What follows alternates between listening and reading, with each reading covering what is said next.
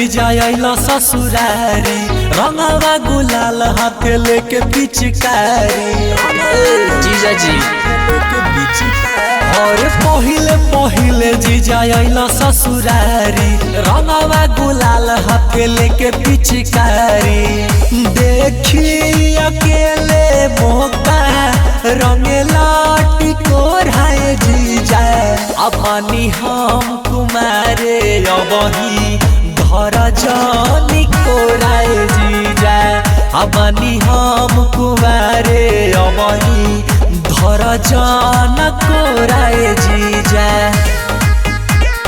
कोराए जीजा कोराए जीजा घर जान कोराए जीजा हवा तू तो जीजा लाजे कुछो नहीं बोली ढेरा जनी बोला न त देहब पोल खोली जीजा और करो बजे ढेर तंग कहबे नु करम हैरा और साली छोटा लागे बड़ा शरम रगरी देहिया कोई दिहला फोराए जीजा अबहनी कुमारे हमता धर जानी कोराए जीजा अबहनी कुमारे हमता धर जानी कोराए जीजा कोराए जीजा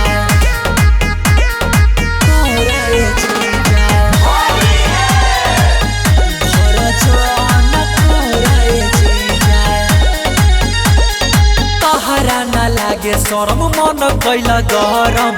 लागे सदिया से पहिले न सब तू धरम का करतनी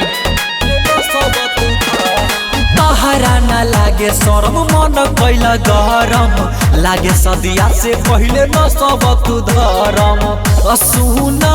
मुकेश धर्मेंद्र डाला न डोराए जीजा अबहनी कुमारे हमता धर जानी कोराए जीजा अबहनी कुमारे हमता धर जानी कोराए